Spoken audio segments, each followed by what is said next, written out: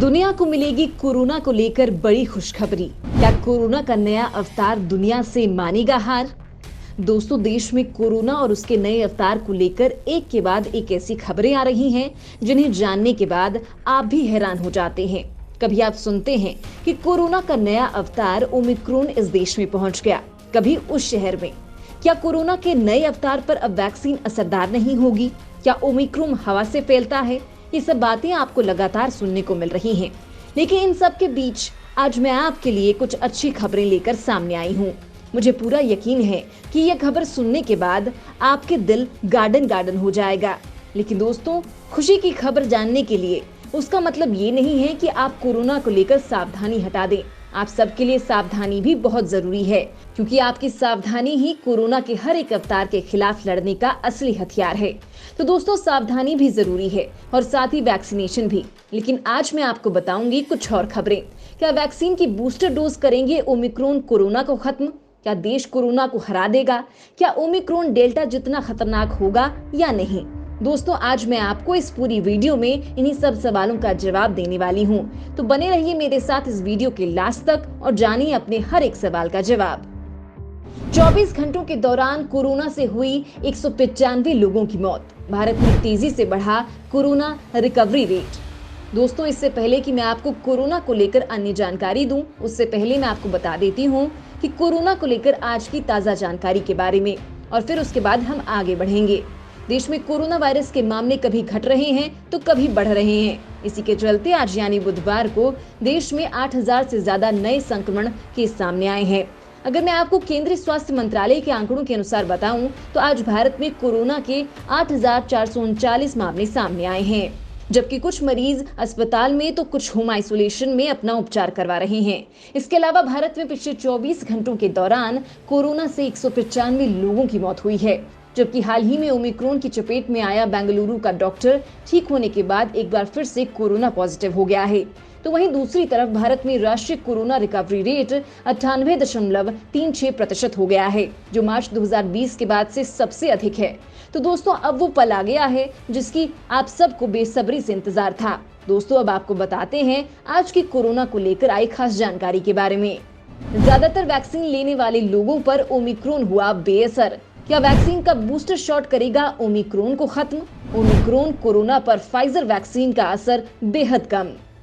दोस्तों, corona virus के नए अवतार ओमिक्रॉन को लेकर हर दिन एक नई बात सामने आ रही है, और अभी भी इसको लेकर मंथन चल रहा है कि ये पूर्ववर्ती डेल्टा वेरिएंट से ये कितना ज्यादा खतरनाक है। इन सब के बीच हाल ही में एक बार फिर से इसको लेकर एक चौंकाने वाली रिपोर्ट का खुलासा हुआ है, जिसमें ओमिक्रॉन पर वैक्सीन के असर को लेकर स्टडी की गई है। आपको बता दें कि स्टडी को फाइजर वैक्सीन पर दक्षिण अफ्रीका में मौजूद अफ्रीका हेल्थ रिसर्च इंस्टीट्यूट ने किया है। इस स्टडी में दावा किया गया है कि फाइजर वैक्सीन की 2 डोज का ओमिक्रॉन पर असर आंशिक तौर पर ही है।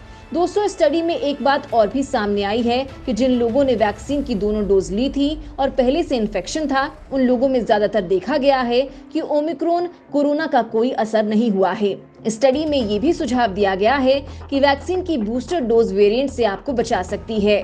दोस्तों, अफ्रीका हेल्थ रिसर्च इंस्टीट्यूट के प्रोफेसर एलेक्स सिगल ने ट्विटर पर बताया कि ओमिक्रॉन वेरिएंट को बेअसर करने के मामले में एक बड़ी गिरावट देखने को मिली है, जो कि पहले के कोविड स्ट्रेन के मुकाबले ज्यादा है। उन्होंने बताया कि लैब में 12 ऐसे लोगों के ब्लड की जांच हुई जिन लोगों को फाइजर बायोएनटेक की वैक्सीन लगी थी। इनमें से 6 में से 5 लोग जिन्होंने वैक्सीन की डोज ली थी और कोरोना के पहले के वेरिएंट से ग्रस्त हो चुके थे, उन्होंने ओमिक्रॉन वेरिएंट को बेअसर कर दिया।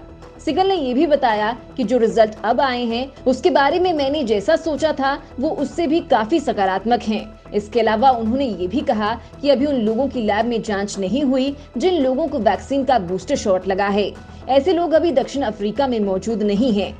ओमिक्रॉन के खतरे को देखते हुए वैज्ञानिकों ने विभिन्न वैक्सीन पर प्रयोग करने शुरू कर रहे हैं। इसी क्रम में दक्षिण अफ्रीका की हेल्थ रिसर्च इंस्टीट्यूट ने स्टडी के बाद फाइजर वैक्सीन के बारे में बड़ी जानकारी दी है। इस स्टडी में दावा किया गया है कि फाइजर वैक्सीन की 2 डोज का ओमिक्रॉन पर असर आंशिक तौर पर ही है। क्या कोरोना की तीसरी लहर फरवरी तक होगी पीक पर?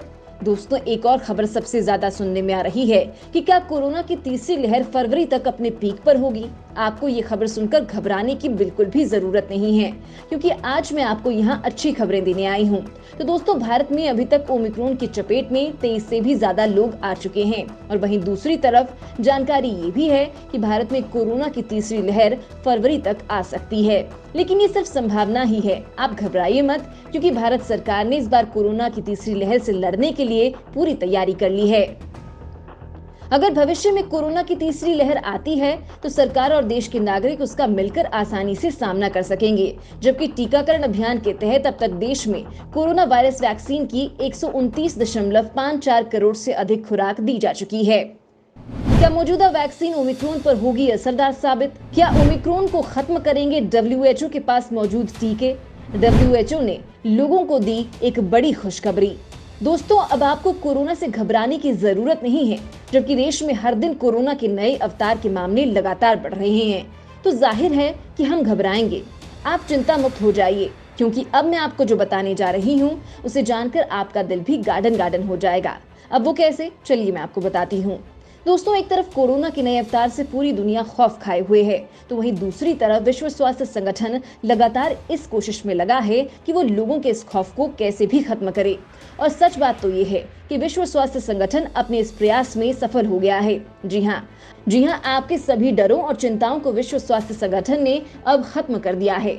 आपको बता दें कि विश्व स्वास्थ्य संगठन के एक शीर्ष अधिकारी का कहना है कि ये मानने का कोई कारण ही नहीं है कि ओमिक्रॉन पहले वेरिएंटों के मुकाबले अधिक गंभीर है।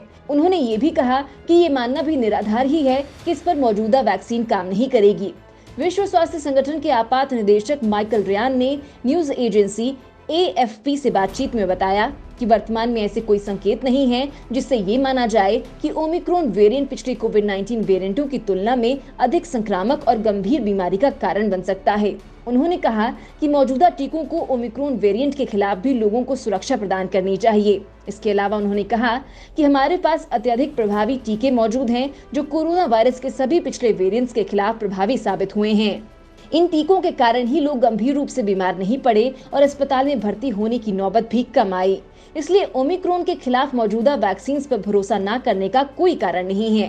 हालांकि रयान ने यह भी जरूर कहा कि ओमिक्रॉन वेरिएंट के बारे में समझने के लिए अभी और रिसर्च की जरूरत है, ताकि इस बात का पता लगाया जा सके कि ये वास्तव में कितना खतरनाक है। और दोस्तों, अब मैं आपको बताऊंगी वैक्सीन को लेकर आई बड़ी खबर के बारे में। क्या कोविशील्ड के प्रोडक्शन में होगी 50% कटौती? 25 से 27 करोड़ डोज बना रही कंपनी एक महीने में। दोस्तों, serum institute of India corona vaccine Covishield का प्रोडक्शन अगले हफ्ते से 50% घटाने जा रहा है। SII के CEO आधार पूनावाला ने कहा, कोविशील्ड की सप्लाई फिलहाल डिमांड से ज्यादा हो रही है, ऐसे में अब हमें प्रोडक्शन को थोड़ा कम करना होगा। तो वहीं सरकार ने भी सप्लाई को लेकर जो ऑर्डर दिए हैं उन्हें अगले हफ्ते पूरा करने की बात कही है। कंपनी ने कहा है कि वो सरकार द्वारा दिए गए ऑर्डर को अगले हफ्ते तक पूरा कर देगी।